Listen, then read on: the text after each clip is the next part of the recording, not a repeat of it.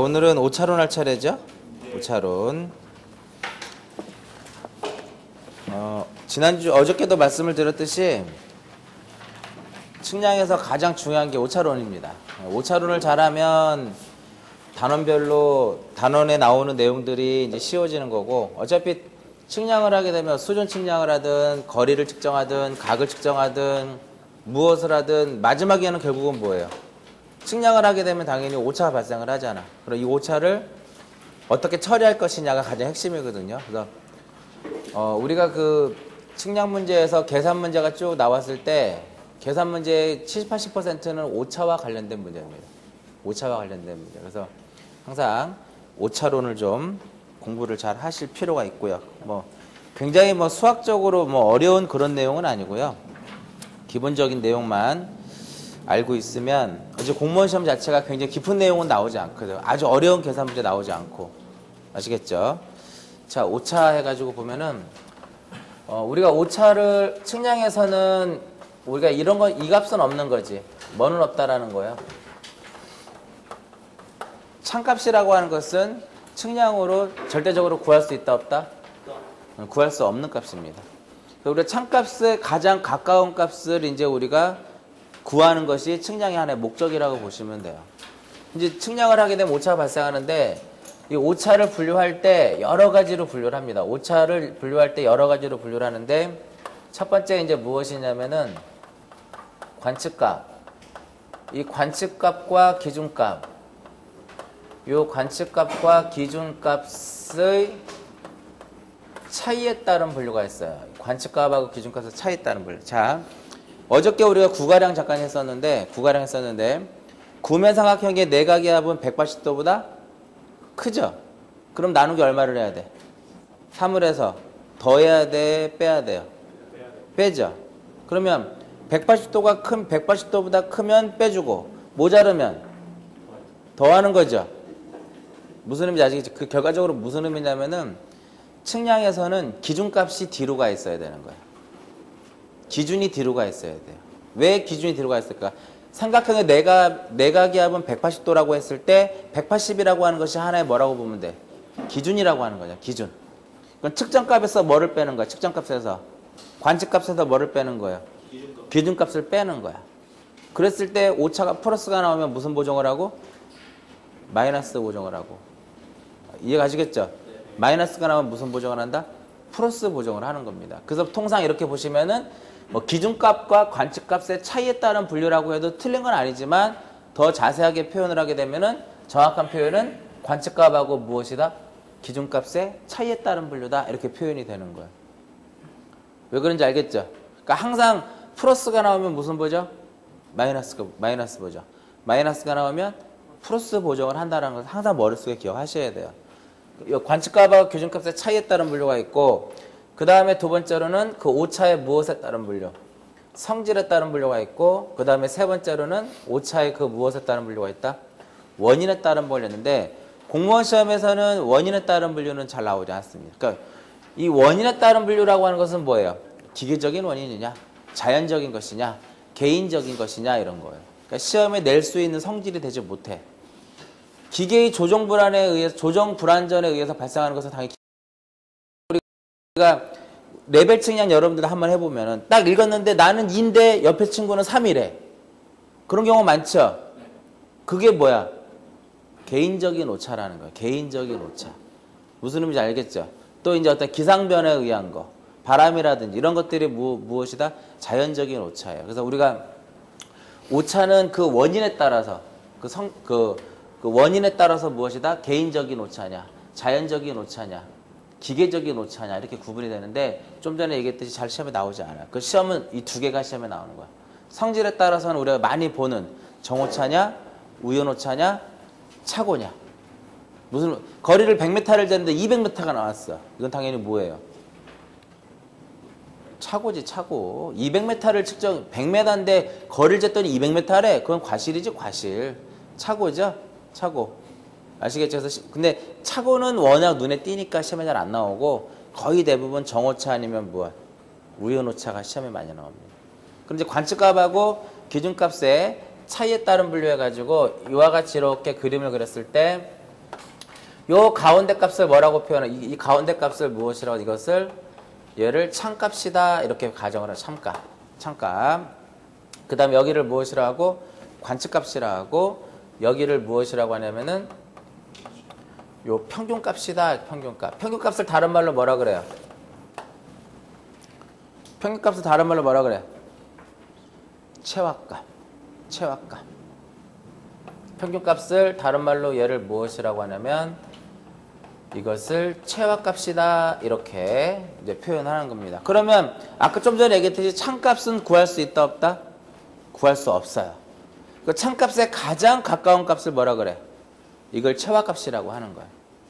아시겠죠? 그러면 참값하고 이 x라고 하는 것은 이 x를 우리는 무엇이라고 표현을 하냐면 x를 얘를 관측값이다 이렇게 관측값. 그럼 관측값하고 참값의 이 차이 x-타우 이것을 무엇이라고 하냐면 책에 나와 있으니까 이걸 참오차다 이렇게 얘기합니다. 참오차라고 타우하고 이 평균값의 이 차이를 편이라고 해요. 편의 베타라고 하고 평균값하고 무엇의 차이를 평균값하고 관측값의 차이를 여러분들이 이제 뭐 기사 시험 볼 때 많이 나오는 잔차다 이렇게 잔차 이것을 무엇이라고 하냐면은 잔차다 이렇게 잔차. 근데 이렇게 보시면 돼요. 그 평균값에다가 관측값에다가 뭐를 더하게 되면 잔차를 더하게 되면 그것이 바로 뭐라는 거예요? 그것이 바로 무엇이다? 최화값, 평균값이야.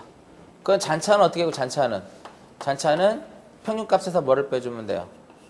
관측값을 빼면 된다 이겁니다. 그러니까 어떤 책에는 우리 교재에 뭐라고 써있나? 잔차는 x-타우라고 써놨죠. 이것 마이너스 이거잖아. 우리 책에는. 근데 엄밀히 따지면은 평균값에서 뭐를 빼야 된다? 관측값을 빼는 겁니다. 근데 어차피 우리가 계산상에서는 뭐 나중에 나오겠지만 계산상에서는 잔차를 제곱을 해요. 제곱을 하기 때문에 여기서 여기를 빼든 여기서 여기를 빼든 제곱이 되기 때문에 의미는 별로 없어요. 그러나 요 관측값에다가 뭐를 더하면 잔차를 더하게 되면 그게 바로 뭐다? 최화값의 개념이 되는 거예요. 그럼 여기서 잔차는 어떻게 구할 수 있다? 잔차는 여기 넘어가는 거니까 평균값에서 뭐를 빼라? 관측값을 뺀다 이겁니다. 그럼 여기서 이 평균값이 되게 중요하다고 말씀드렸죠. 평균값은 다른 말로 최화값이라고 하는데 시험에 굉장히 난이도가 높습니다. 시험에 평균값을 구해라 이렇게 나오는 경우보다는 최화값을 구하라 이렇게 최화값을 구하라 이렇게 나와요. 그러면 예를 한번 뭐 최화값을 구하는 방법은 두 가지 방법이 있습니다. 교재 한두 페이지 넘겨보시면은 어디를 펴보시냐면 되냐면 쭉 넘겨서 5차론에서 한 3페이지 정도 넘겨보면은 관측값의 최화값 등 해가지고 경중률이 나오고 최화값이 나와요. 그 부분을 한번 보세요. 이 최화값을 구하는 방법은 두 가지로 볼 수 있어요. 하나는 뭐냐면은 독립관측일 때. 이 독립관측일 경우에 최화값을 구하는 방법이 있고 그 다음에 두 번째로는 무엇이냐면은 조건부 관측. 이 조건부 관측에 있어서의 무엇이다? 이 조건부 관측을 했을 때 최화값을 구하는 방법. 이렇게 두 가지로 두 개로 구분이 되는데 이 독립관측일 경우에도 역시 몇 가지로 구분이 되냐면 이 독립관측일 경우에도 두 가지로 구분이 돼요. 하나는 뭐냐면은 경중률. 요 경중률을 고려하지 않은 경우하고 경중률을 고려하는 경우. 마찬가지로 조건부 관측에 있어서도 계산 자체가 경중률을 고려하지 않은 경우하고 경중률을 고려한 경우로 두 가지로 나눠지는데 그러면 여기서 시험에서는 그러면 네 가지의 유형의 계산 문제가 있다라는 거잖아. 그죠? 근데 시험에서는 요 두 개만 이렇게 나와, 두 개만. 거의 두 개가. 90%가 이거 아니면은 이것이 시험에 출제가 된다 이겁니다. 그러면 계산 문제니까 항상 계산 문제는 남들보다 어떻게 빨리 풀고 정확하게. 그러니까 빨리 푸는 것도 중요하지만 더 중요한 게 뭐예요? 정확하게 풀어야지. 정확하게. 빨리 풀었는데 실수해서 틀리면 안 되는 거니까 신속하고 정확하게 풀어야 되는 것은 맞는데 경중률이라고 하는 것은 뭐라고 경중률이라고 해요? 경중률은 뭐냐면은 경중률의 개념은 이 경중률은 관측값의 무엇이다? 관측값의 신뢰도를 나타내는 척도예요.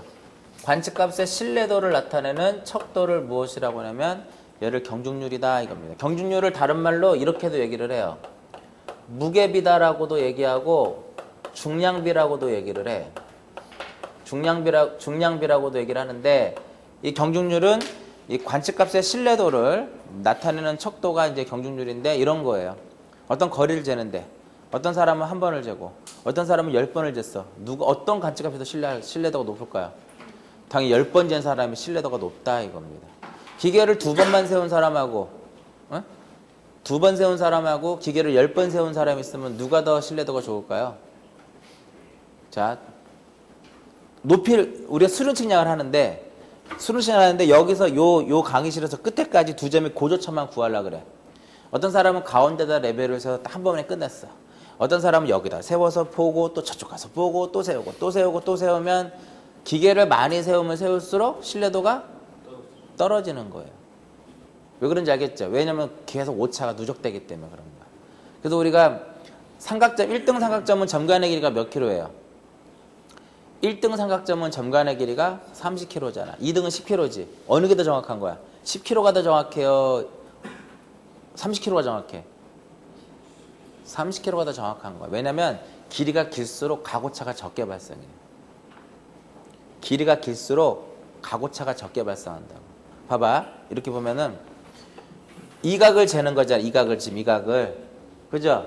이 각을 재는데 요만큼의 델타에만큼 오차가 발생을 해가지고 이 각을 측정을 했어요. 이 각을.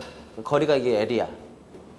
근데 거리가 짧고 똑같은 오차가 발생을 했어. 그림으로 느껴지지 않아? 어느 게 더 오차가 큰 거예요? 거리가 짧을수록 오차가 큰 거지. 이해 가세요? 이런 공식 혹시 여러분들이 이제 지금 우리가 L분의 델타 L은 뭐야? 로처분의 세타처럼 하는 거 많이 들어봤죠?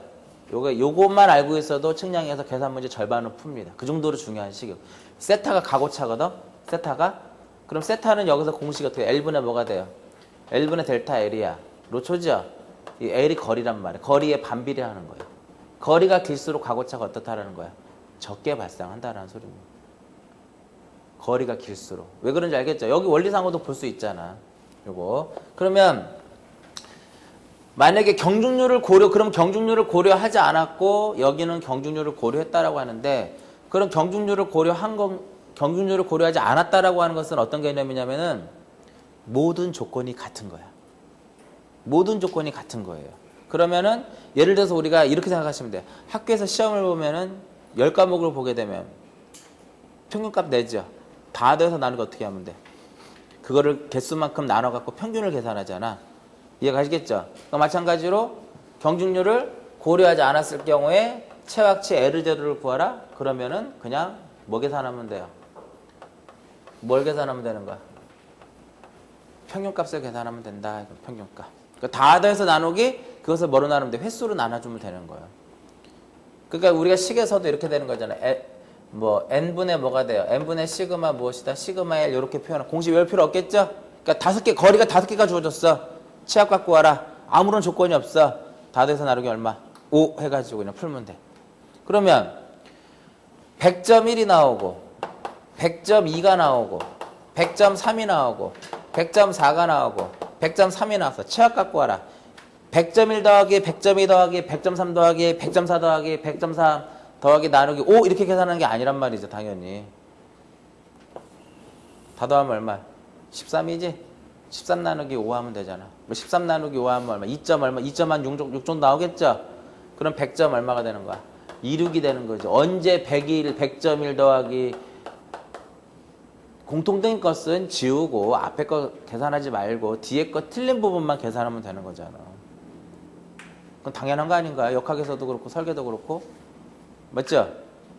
아이, 어느 바보가 이렇게 계산하겠어. 100.1, 100.2, 100.3 다 더하겠어. 일일이 하나하나씩. 그죠? 그러면 문제는 뭐냐면은 그 경중률을 어떻게 했다? 경중률을 고려했다라는 거야. 여기도 경중률을 무엇했다? 고려했으니까 어떤 사람은 거리를 쟀는데 한 번을 재서 100m가 나왔어요. 어떤 사람은 두 번을 재서 101m가 나왔어. 누가 더 신뢰도가 좋아? 두 번 잰 사람이 신뢰도가 좋죠. 그러면 최하값은 100하고 101의 가운데 값일까? 101에 가까울까요? 쓰고 얘기하죠. 어떤 사람은 한 번을 재서 100이 나왔고 어떤 사람은 두 번을 재서 101이 나왔어요. 최하값은 만약에 A라는 사람하고 B라는 사람이 관측값의 신뢰도가 똑같다. 그러면 어떻게 되는 거야? 100.5가 바로 뭐가 되는 거야? 최하값이 되겠죠. 근데 여기서 누가 신뢰도가 좋아 지금? 두 번째 사람이 신뢰도가 높죠? 그러면 100에 가까워야 돼? 101에 가까워야 돼? 최하값은? 101에 가까워야지. 근데 너무 또 101에 가까우면 안 되겠죠. 100.9가 된다라든지 100.7이나 8이나 이 정도가 되겠죠. 이해 가세요? 그렇게 되는 거야. 무슨 의미인지 아시겠죠? 요거. 그럼 이따 계산하는 거 알려드리고. 그러면 여기서 경중률이라고 하는 것은 보통 측량에서 경중률을 뭐로 P로 표시한다고. 그럼 이거를 아셔야 돼 먼저. P와의 관계. 경중률과의 무엇을 알아야 된다? 경중률과의 관계를 알아야 된다. 경중률. 그러면 그럼 관측 횟수에 비례할까요? 반비례할까요? 경중률은. 신뢰도라고 하는 것 자체가 관측 횟수에 당연히 비례하겠죠. 왜? 한 번 잔 사람보다는 10번 잔 사람이 더 신뢰도가 높기 때문에. 그러면 P1 대 P2는 뭐라고 표현하면 돼요? 관측 횟수를 N이라고 했을 때 N1 대 무엇이 된다? N1 대 N2가 된다 이겁니다. 즉 관측 횟수에 무엇 책에 있어요. 관측 횟수에 무엇한다? 관측 횟수에 비례한다 이겁니다. 그러면 이와 같은 내용을 가지고 이와 같은 관측 횟수에 비례하는 것을 이용을 해서 최하값을 구하는 것은 주로 어디에서 등장을 하냐면은 각 측량에서 등장을 해요. 각 측량에서. 각에서도 등장을 하고 어디에서도 등장하냐면 거리에서도 등장을 해. 근데 주로 시험 문제는 거리보다는 어느 쪽에서? 각 쪽에서 시험에 많이 나옵니다. 거리보다는 각 쪽에서 시험에 많이 나와요.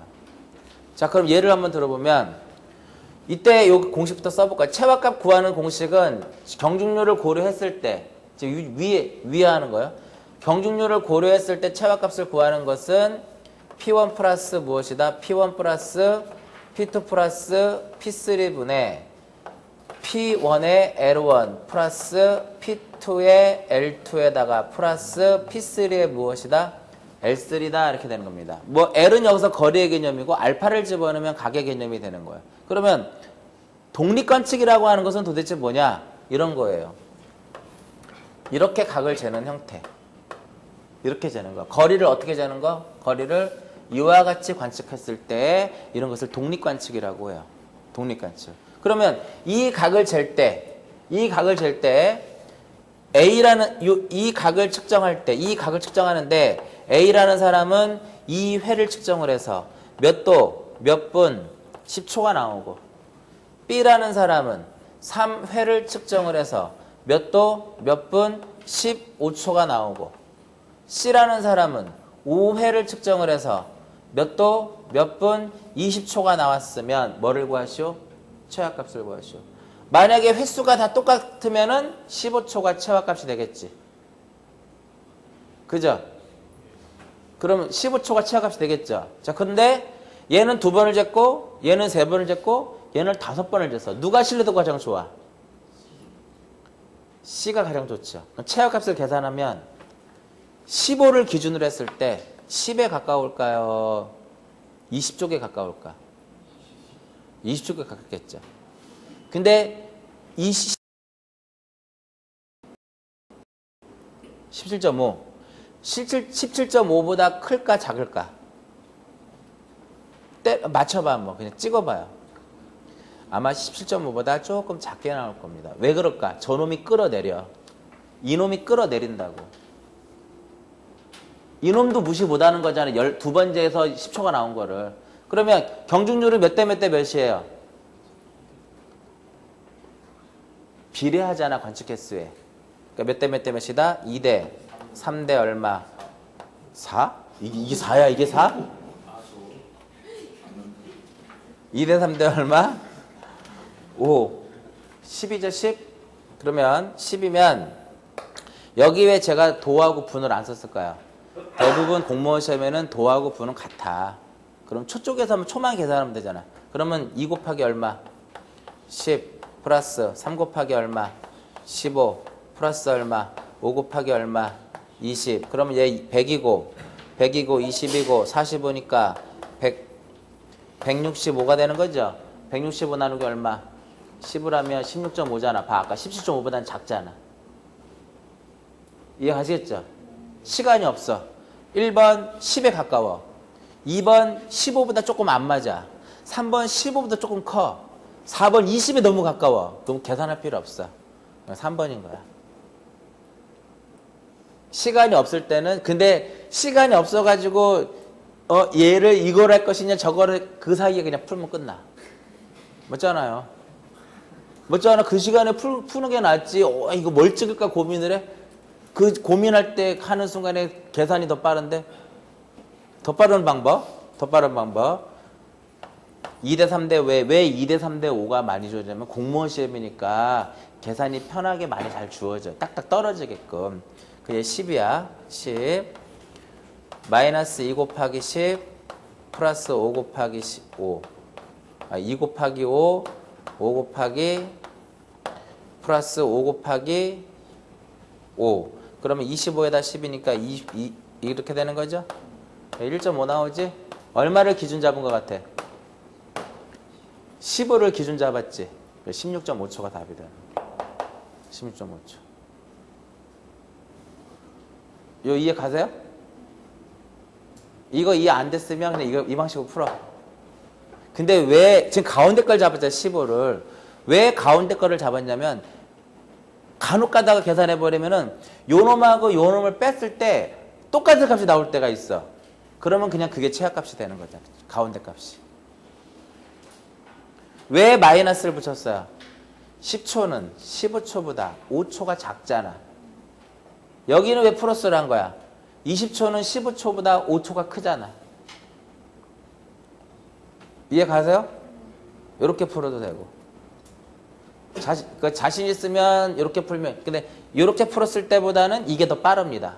속도 자체는 훨씬.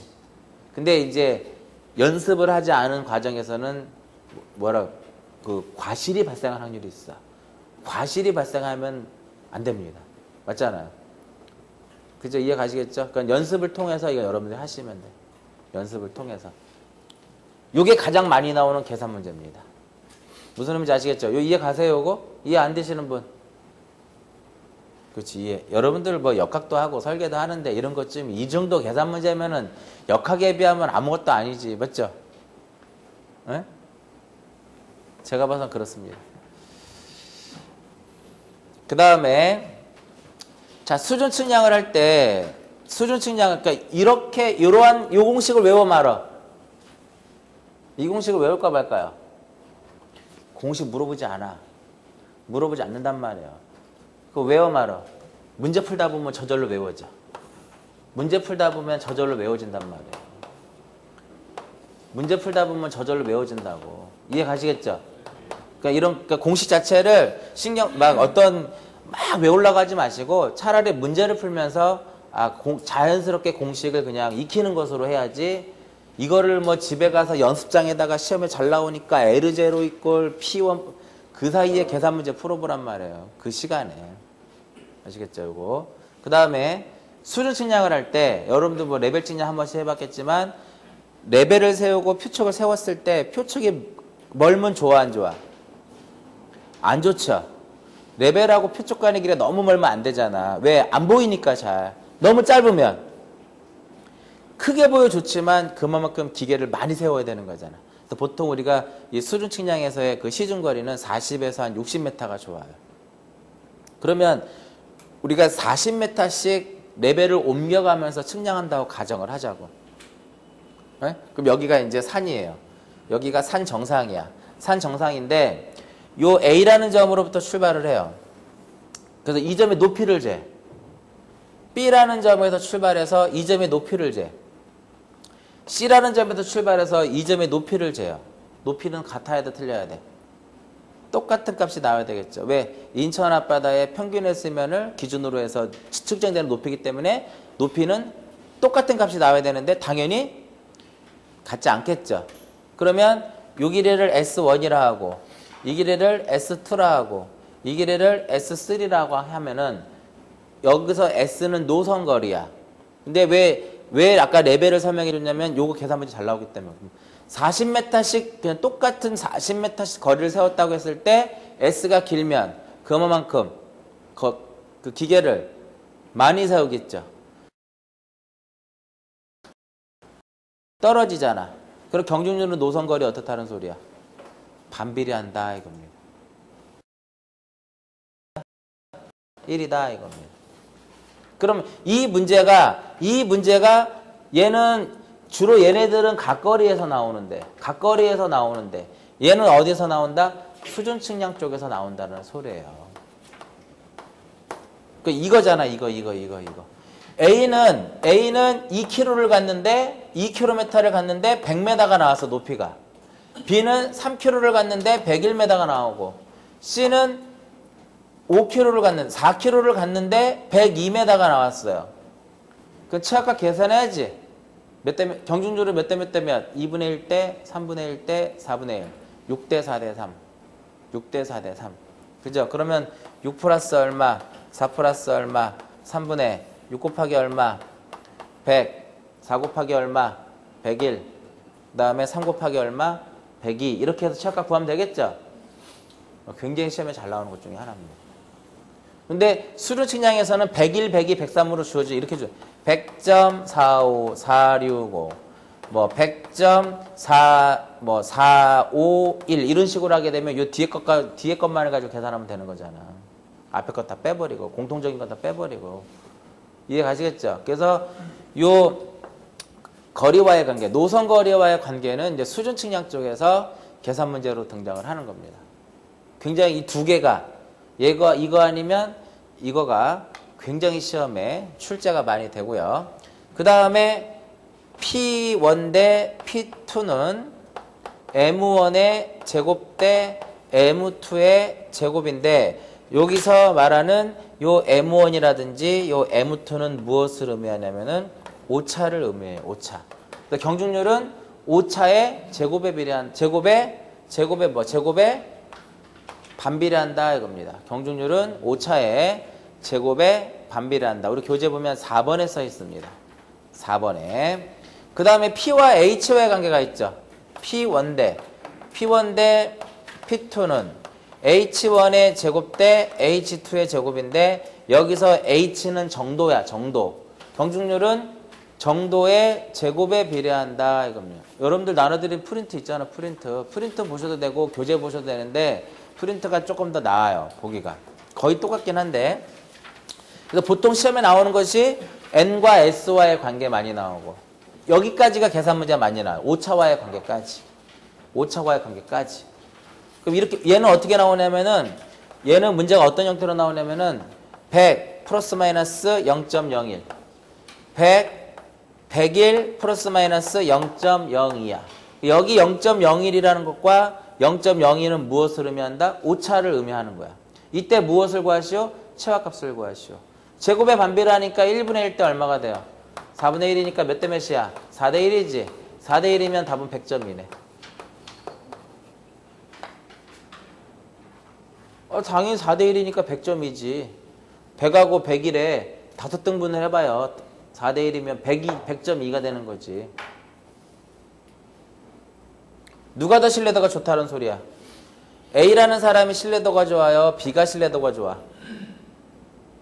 A가 신뢰도가 좋잖아. 얘는 경중률이 4고 얘는 경중률이 2잖아.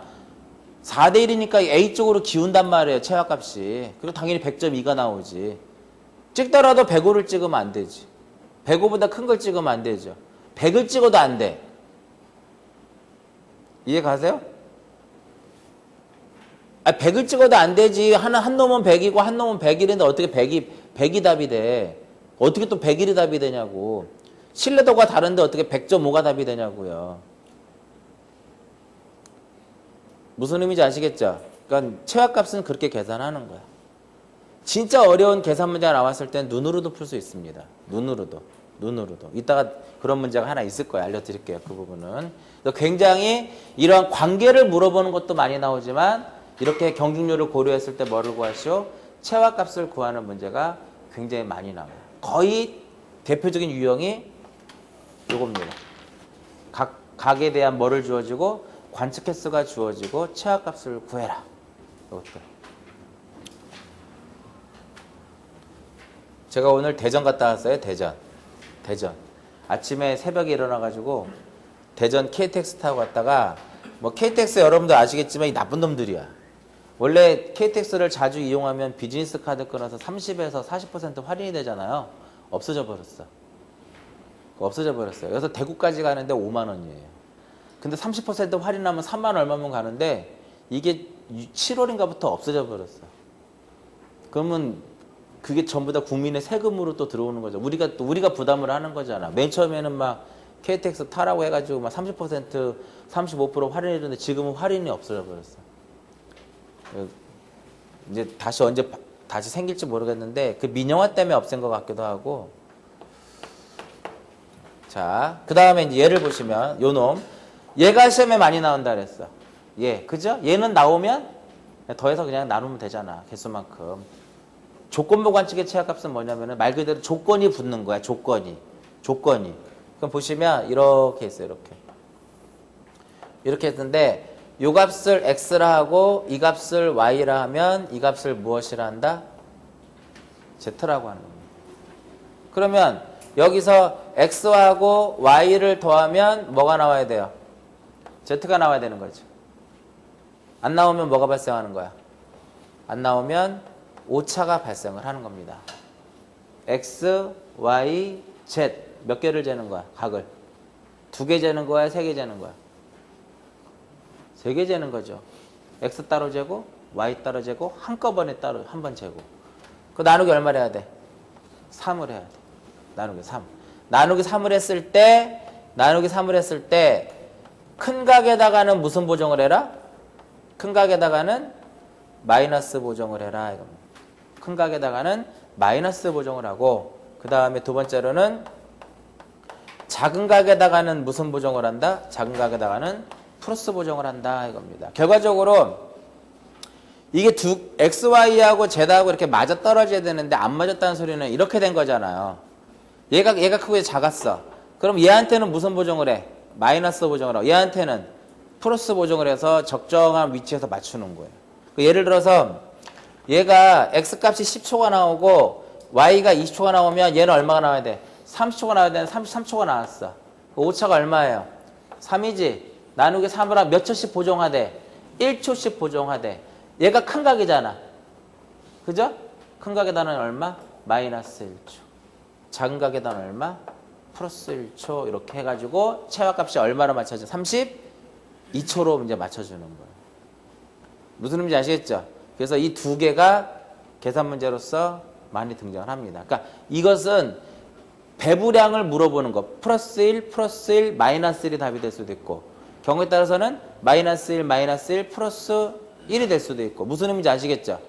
그래서 이렇게 배분량을 물어보는 경우도 있고 아니면 최하값을 구하라. 얘는 최하값이 몇 초야? 11초, 21초, 32초 이렇게 되는 거지. 11초, 21초, 32초. 이해 가시겠죠? 이런 부분들. 근데 여기서는 경중률을 고려하지 않은 거야. 경중률을 고려하지 않았기 때문에 그대로 나누기 3을 한 거예요.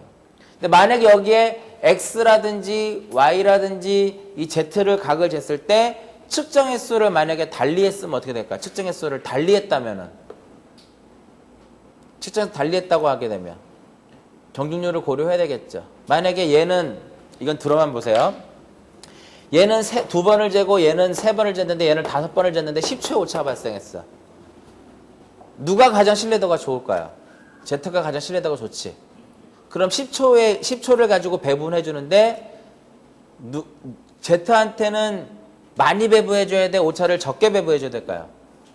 적게 배분해 줘야지. 왜? 가장 신뢰도가 좋으니까 관측값이 신뢰도 좋으니까 그만큼 오차도 적게 배분해 주자. 이거. 누가 가장 오차를 많이 가지고 하는 거야? X가 오차를 가장 많이 가지고 하는 겁니다. 이해 가세요? 얘는 예를 들어서 뭐 얘는 두 번째고 세 번째고 다섯 번째면 얘는 한 4초를 가져가고 5초 가져가고 얘는 한 3초 가져가고 얘는 한 1, 2초만 가져가면 된다고. 그런 식으로. 이제 그런 문제가 여러분들 그 어디 나와 있냐면 여러분들 그 각측량 쪽에서 교재 각측량 쪽에 각측량이 아마 4장인가 6장이죠. 6장에 각측량 쪽에 몇 페이지를 딱 펴보시냐면은 각측량 쪽에 28페이지. 각측량 쪽에서 문제 28페이지에 문제 49번. 49번. 거기 잠깐 보시면은 보면 한 사람은 3회를 관측하고 한 사람은 몇 번을 관측했어요? 한 사람은 2회를 관측하고 한 사람은 3회를 관측하고 하나는 6회를 관측했잖아. 이해 가세요? 얘는 봐봐 얘는 2번을 쟀고 얘는 3번을 쟀고 얘는 6번을 쟀잖아 지금. 이해 가시죠?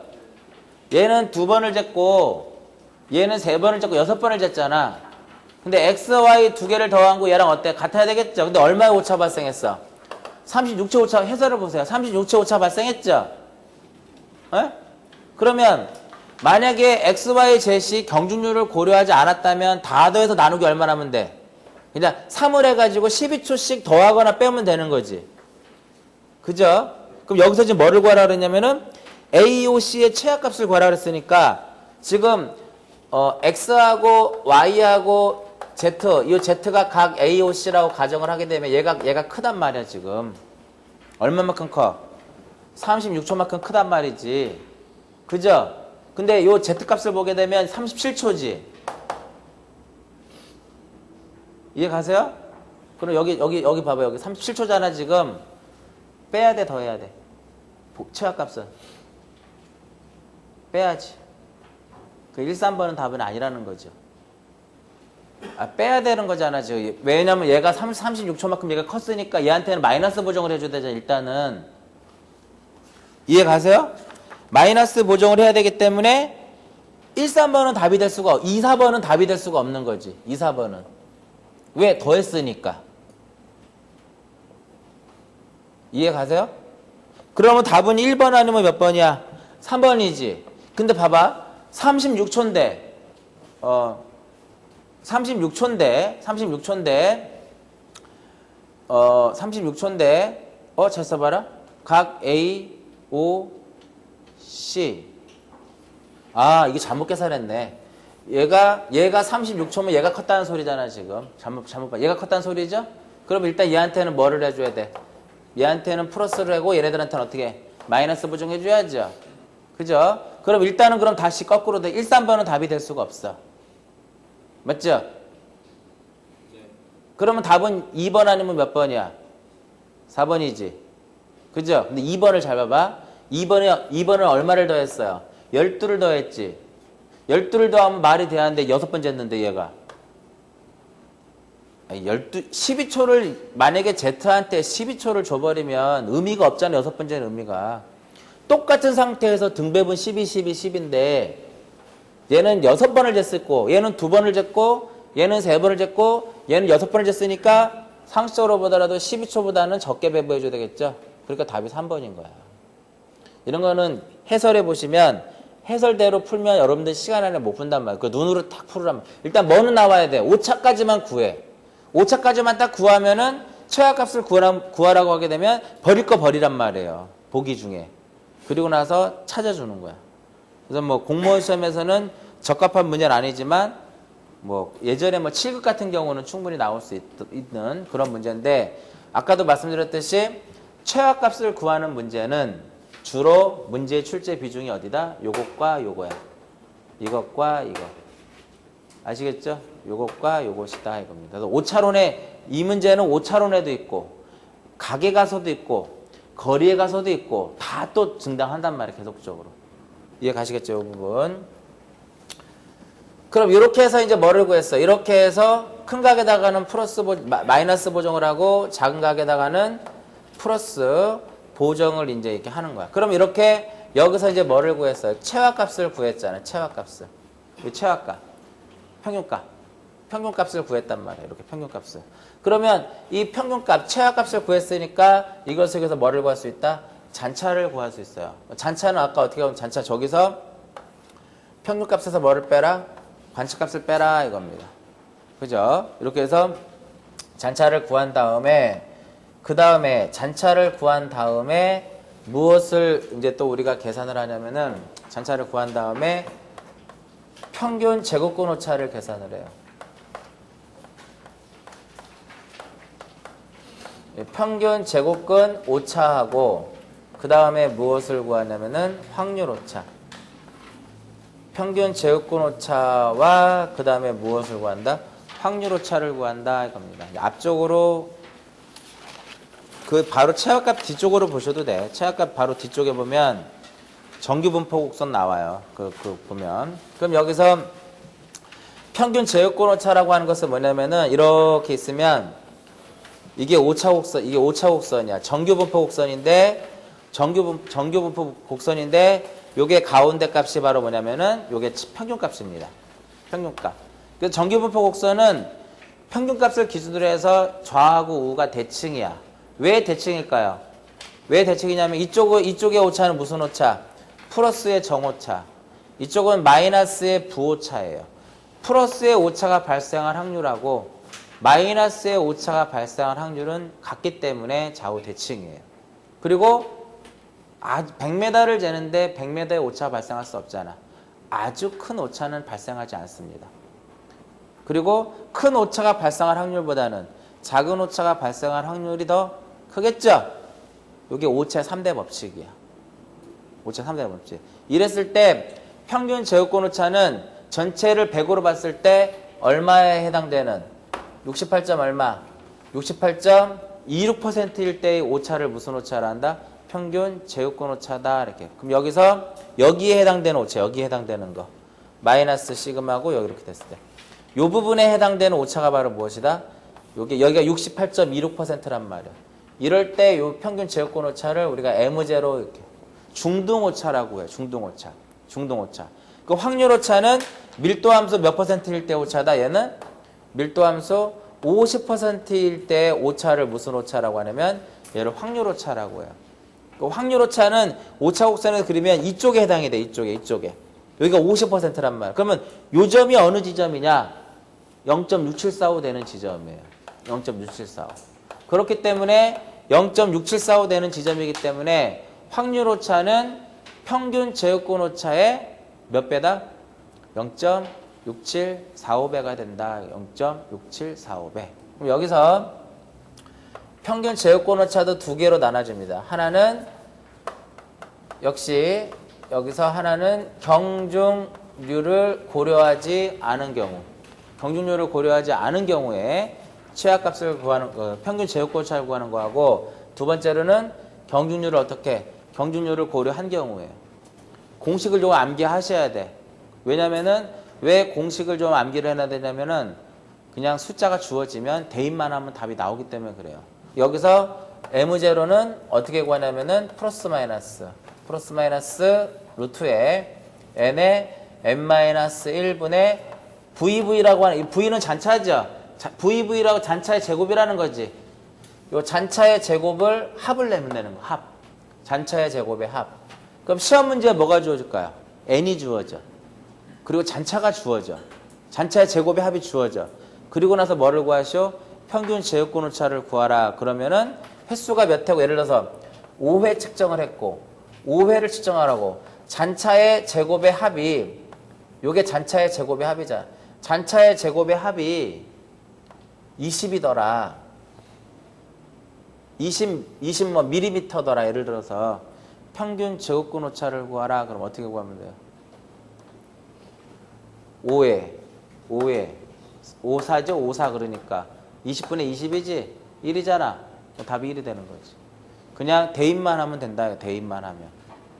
아시겠죠? 그 다음에 경중률을 고려했을 경우에는 M0가 어떻게 되는 거냐면은 평균 제곱오차는 플러스 마이너스의 루트에 P에 n-1분의 P에 V에 V다 이렇게 되는 거예요.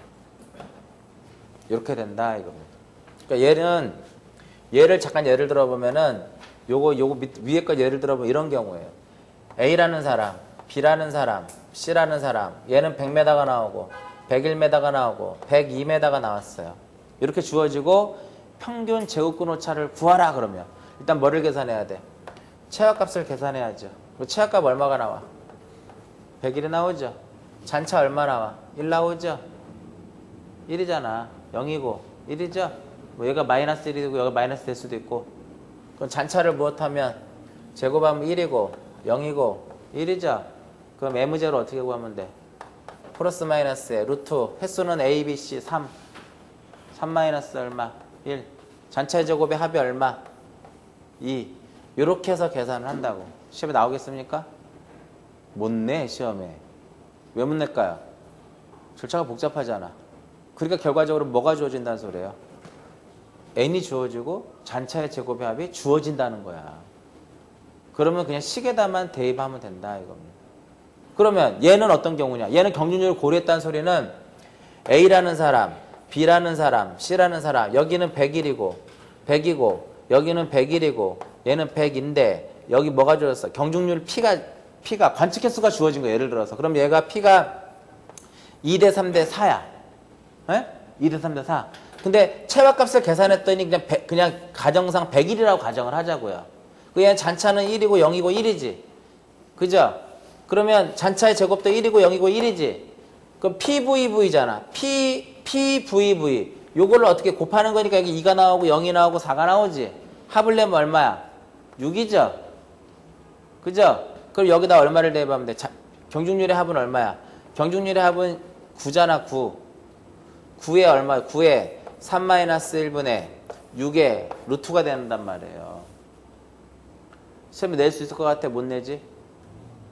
이것도 구하는 거 벅찬데. 이것까지만 구하는 것도 벅찬데. 여기서 또 빼가지고 잔차를 구하고 또 그들의 값을 제곱을 하고 또 합을 내고 시험에 못 낸다는 소리예요. 그러니까 얘가 만약에 시험에 나오면 공식을 물어보거나 아니면은 경중률의 합이 주어지거나 n이 주어지거나 요 값이 주어졌을 때만 시험에 나올 수 있는 거예요. 그러니까 공식에다만 대입을 하면 된다 이겁니다. 그 확률오차도 마찬가지로 어떻게 두 가지로 볼 수 있는 거. 확률오차로 두 가지로 볼 수 있는데 하나는 뭘까요? 하나는 역시 경중률을 고려하지 않은 경우하고 경중률을 무엇한 경우? 고려한 경우야. 그럼 확률오차 R제로는 똑같아요. 플러스 마이너스 얼마가 돼야 돼? 0.6745에 M제로가 되면 되겠지. 요거를 대입할 수도 있고 뭐를 대입할 수도 있어요? 얘를 대입할 수 있는 거죠. 시험에 이렇게 나올 수 있습니다. 평균 제곱근 오차가 3일이다. 확률오차를 구하라. 0.674고 곱하면 되는 거잖아. 그 정도는 계산할 수 있겠죠. 그래서 68.26%일 때의 오차를 무엇이라 하고? 평균 제곱근 오차라 하고 확률 50%일 때 오차를 확률오차라고 하는데 간혹가다 이것이 계산 문제로서 출제가 되고 있으니까 알아두시고요. 그럼 이렇게 해서 여기서 이제 뭐를 구했어요? 평균 제곱근 오차하고 확률오차를 구하게 되면 우리는 최종적으로 무엇을 구하는 거냐면 정밀도를 구하는 거야. 최종적으로 무엇을 구하냐면은 정밀도를 구한다. 그럼 정밀도는 어떻게 계산하냐면은 정밀도는 n분의 1이에요. 분모 이렇게 분수로 표현하는데 n분의 1이라고 그래. 이것은 보통 정밀도는 n분의 1 또는 L분의 뭐야? L분의 델타 L. 거리분의 오차. 그리고 아니면은 여기서는 최하값분의 확률오차 또는 최하값분의 확률오차 또는 무엇이다? 평균 제곱근 오차다 이겁니다. 그러니까 이렇게 구할 수 있다라는 거예요. 이렇게. 그리고 또 어떻게 구할 수 있어요? 이렇게도 구할 수 있다 이겁니다. 그래서 시험에 최하값은 얼마인데 확률오차가 얼마래? 정밀도를 구하라. 그러니까 정밀도를 구하라 그러면은 고민하지 마시고 무조건 큰 거에서 작은 거 나누면 답이 되는 거예요. 최하값이 100m인데 확률오차가 0.01이다. 정밀도 구하라. 10,000분의 1이다 이겁니다. 무슨 의미인지 아시겠죠? 요거. 그래서 이것이 별거 아닌 것 같지만 정밀도 구하는 문제가 우리 측량 쪽에서 출제 빈도가 상당히 높은 그런 부분입니다. 이 부분도. 여기서 봤을 때 가장 출제 빈도, 지금 이 칠판에서 봤을 때 가장 출제 빈도 높은 게 뭘까요? 최화값. 그러면 최화값을 구하기 위해서는 어떤 개념을 알아야 돼? 경중률이란. 경중률의 관계를 물어보는 거. 그 다음에 이쪽은 만약에 시험 보면 이 문제 나오면 절반 이상 다 틀려요. 나는 맞았는데 상대방은 틀렸다. 그럼 상대방이 나를 이기려면 몇 문제를 더 맞춰야 돼? 두 문제를 더 맞춰야 되는 거죠. 한 문제를 맞춰서 동점이 되는 거잖아. 두 문제를 맞춰야 되기 때문에요.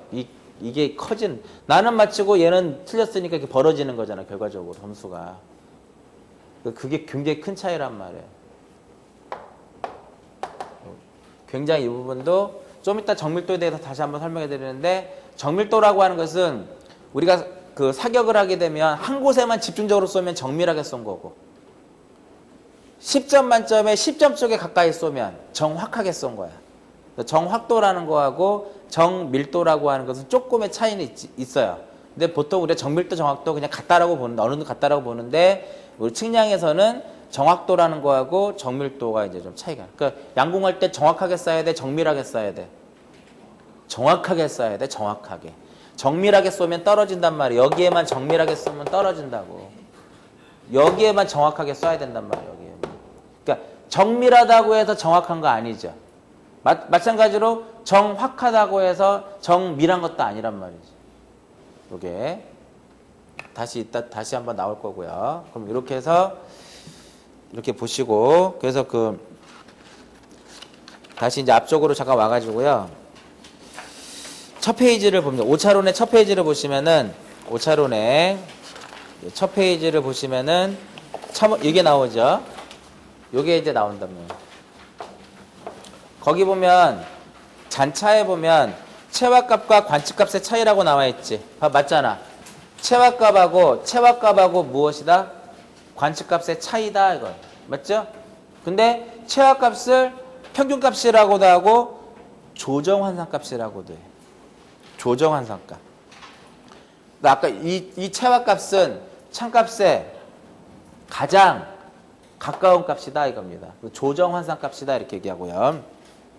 편의 한번 보시죠. 상대 오차 그렇게 뭐 시험에 잘 나오지 않습니다. 상대 오차라고 평균 오차 한번 보시고요. 다음 페이지로 보시면은 평균, 여기서 이제 요게 잘 나와요. 평균 제곱권 오차 쪽에 보면 뭐라고 써 있어? 평균 제곱권 오차는 잔차의 합을 무엇으로 써? 잔차의 제곱을 산술 평균한 값에 뭐를 씌운다? 제곱권을 씌우는 것이 바로 뭐다? 평균 제곱권 오차다, 이겁니다. 두 번째 줄에 나오잖아.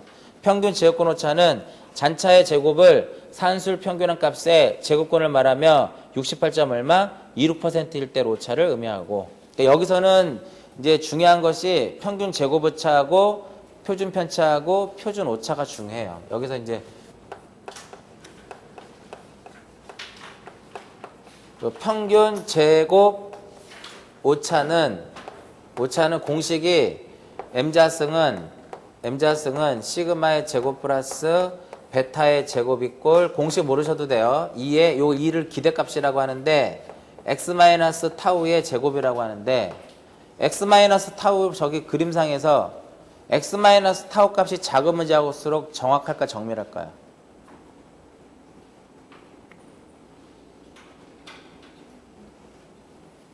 요게 이 x-타우 값이 작을수록 정확하지. 참값에 가까우니까. 정확도라고 하는 것은 관측값이 참값에 얼마만큼 가까운지를 나타내는 것을 정확도라고 해요. 그래서 여기서 이 공식에서 의미해 주는 것처럼 이 평균 제곱 오차라고 하는 것은 무엇을 나타내는? 정확도를 나타내는 척도로서 사용되는 것이 바로 무엇이다? 평균 제곱 오차. 공무원 시험에 많이 나왔던 문제 중에 하나입니다. 그 다음에 그 밑에 보시면 이제 뭐가 있냐면은 표준 편차가 있고, 그 다음에 또 무엇이냐면은 표준 오차가 있어요. 표준 오차가 있는데, 이 표준 편차하고 표준 오차는 무엇을 나타내는 척도냐면은 정밀도를 나타내는 척도예요. 정밀도를 나타내는 척도인데 표준 편차는 독립관측값. 독립관측값에 있어서의 정밀도를 나타내는 척도로 사용하고 표준 오차는 조정환상값. 이 조정환상값에 있어서의 정밀도를 나타내는 척도로 사용된다 이겁니다. 그럼 조정환상값을 다른 말로 뭐라 그래요? 체화값이야. 체화값. 체화값에 대한 정밀도를 나타내는 척도는 그런 표준 오차. 그래서 요거는 용어로서 시험에 잘 나옵니다. 정확도를 나타내는 척도는 뭐냐? 독립관측값에 있어서의 정밀도를 나타내는 척도는 뭐냐? 조정환상값에 있어서의 정밀도를 나타내는 척도는 뭐냐? 이런 식으로 해서 나오니까 잘 알아두시고요. 그 다음에 이제 확률오차 쪽에 보시면 뭐라고 쓰였어요? 플러스 마이너스 얼마다? 0.6745의 M0가 되는 거거든요. 50%일 때 오차죠. 그 다음에 그 밑에 보시면 수치 해석상에 따른 오차는 시험에 잘 나오지 않습니다. 안 나오니까 보지 마시고요. 다음 페이지 보시면 원인에 따라서 뭐가 된다. 원인에 따라서 기계적인 것이냐, 자연적인 것이냐, 개인적인 것이냐. 그 다음에 성질에 따라서 뭐가 나온다? 정오차냐, 우연오차냐, 과실이냐. 가장 시험에 많이 나옵니다. 그러니까 여기서는 그러니까 지금 이 칠판에서는 뭐를 봐야 돼? 체압 갖고 하는 거. 경중률과의 관계. 아시겠죠? 그리고 정밀도란 무엇이냐? L분의 델타 L. 이따 다시 한번 나올 겁니다. 그리고 평균 제곱오차, 평균 표준 편차, 표준 오차. 정밀도의 척도로서 사용하는 거하고 정확도의 척도로서 사용되는 거. 그 부분 좀 알아두시고 잠깐 쉬었다가 이제 오차론의 두 번째 해가지고 성질에 따른 분류를 봅니다. 잠깐 쉬었다 하도록 합니다.